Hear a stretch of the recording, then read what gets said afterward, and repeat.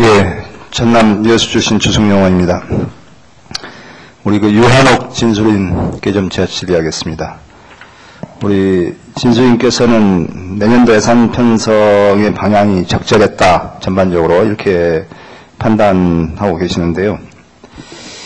저는 지금 4대강 정비사업 예산이 계속 나옵니다만은 내년에 재정사업으로 해서 한 5조 3천억, 또 수자공사에 한 3조 2천억, 해서 한 8조 5천억을 4대강 정비사업 예산은 지금 여러 가지 예산이라든지 지금 국가적 경제 상황이라든지 이런 걸 봤을 때 과연 이렇게 8조 5천억을 투자할 만한 우선사업에 시급한 사업이냐라는 것에 대해서는 저는 절대 그렇게 보지 않습니다. 동의하십니까? 제가 내년도 예산안에 총량적인 차원에서 적절하게 편성되었다고 판단한 근거는 말 그대로 총량적인 판단입니다. 그러니까 지출 증가율이 2.5 각 부분별로 해서 잘 됐다는 건 아니고요. 예, 제 생각은 총량적인 총량적인 차원에서 지출을 억제가 적절하게 되어져 있다고 진술을 한 거고요. 그 다음에 4대강을 비롯한 각 분야별 예산에 대한 그런 세부적인 세출 구조를 좀 효율화한다든지 아니면 또 나아가서 이제 총수입 부분에 대한 좀 보다 적극적인 관리를 도모함으로써 재정 건전성을 좀 관리할 필요는 있다고 생각이 됩니다. 그러면 4대강 정비사업에 8조 5천억 정도 편성된 것에 대해서는 저는 사실 황 교수님처럼 이렇게 4대강 쪽에서는 구체적으로 공부를 안 해왔기 때문에 4대강만 딱 떼놓고 제가 어떤 그런 전문적인 식견을 진술을 할 수가 없다고 생각해서 제 진술서에는 그런 포함이 안 돼 있지만 제 감은 그렇습니다. 그러니까 물론 예산 심의하시는 국회의원분께서 이제 좀 더 전문적으로 자세하게 심의를 할 필요는 있다고 생각이 되고요. 그 다음에 3년 안에 20여조 원을 투입해서 과연 효율적인 어떤 정책 목표에 부합하는 4대강 사업이 될 수 있도록 미리 선제적으로 좀 준비를 세부 사업별로 준비할 필요는 있다고 생각이 됩니다.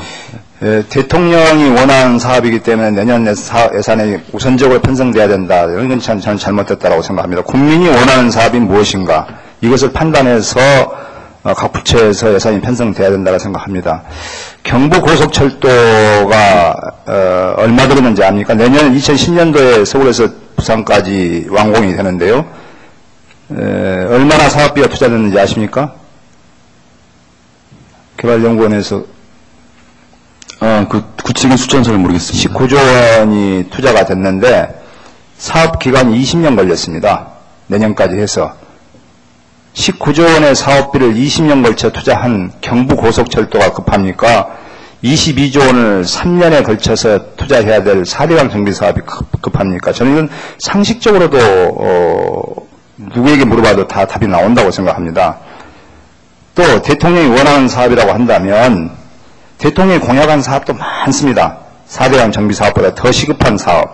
내년에 경부고속철도 완공됩니다마는 호남고속철도 같은 경우는 이명박 대통령이 후보자 시절에 2012년 임기 내에 마치겠다라고 했습니다. 그런데 대통령이 되고 나서 막상 다시 검토를 해보니까 도저히 안 되겠으니까 2014년까지 완공하겠다라고 또 재차 약속을 번복해서 공약을 한 겁니다.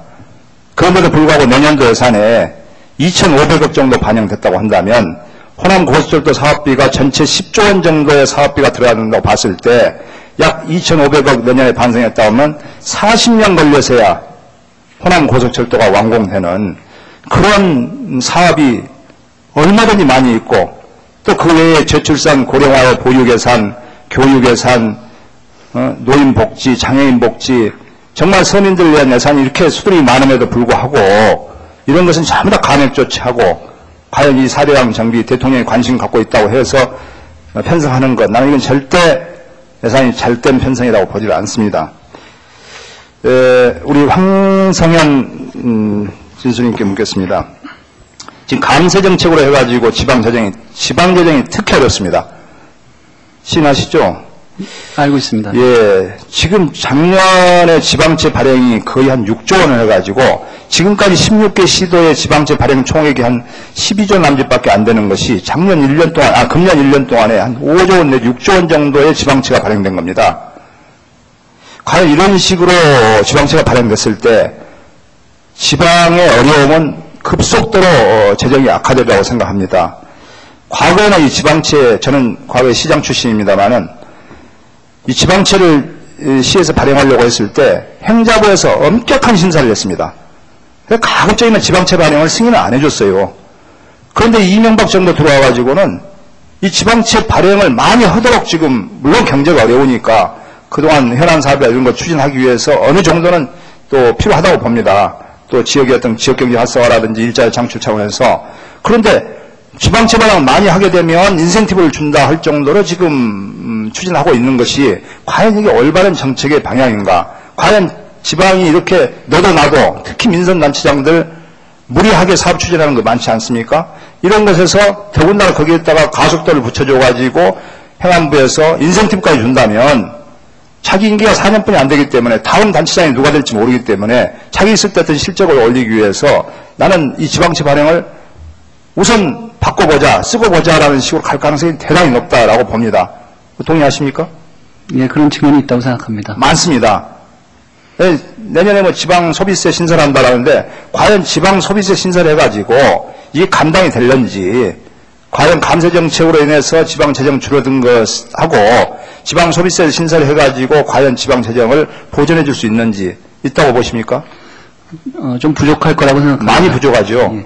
예. 그래서 정말 지방채 발행에 대해서는 엄격한 심사를 하되 과거보다는 좀 더 지원해주는 방안이 맞다. 저는 이렇게 봅니다. 예, 대체로 동의합니다. 예. 아니, 그냥 말씀하십시오. 그냥 말씀하세요. 아침부터 계속 저 마이크 안 줬습니다. 아까 잘못 들어간 겁니다.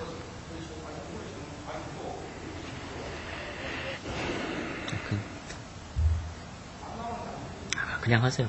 오전에도 그랬습니다.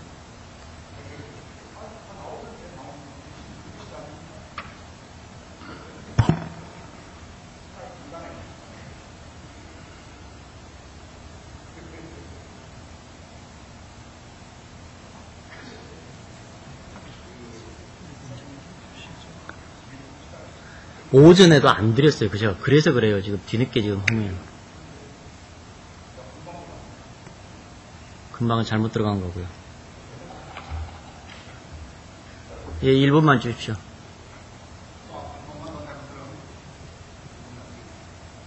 그 예비 타당성 조사를 축소하고 이 환경 영향 평가 축소하고 또 안 해버리고 해표를 오는데요. 뭐 그래서 국가재정법에 뭐 재방 사업이라 해서 이건 그게 적용을 받기 때문에 예비 타당성 조사를 생략한다는데 이것은 정말 저는 잘못됐다고 생각합니다. 저는 뭐 사대강 사업 이어서 그런 게 아니고 지금 이명박 정부가 추구하는 5+2 광역 경제권 개발 사업에 30대 선도 프로젝트 사업을 적였어요. 30대 선도 프로젝트에 들어가는 사업은 예타를 다 생략한다는 것이 어느 법조항을 받아가지고 그 30대 선도 프로젝트에 대한 것은 예비 타당성 조사를 생략합니까? 저는 이건 맞지 않다고 봅니다. 대부분이 다 국책 사업이고 다 10조 원, 몇 조 원, 5조 원이 넘어가는 이런 대규모 사업비가 들어가는 것을 예비 타당성 조사를 생략했을 때 과연 그 뒷감당을 누가 할 겁니까? 그래서 뭐 호남권, 영남권 뭐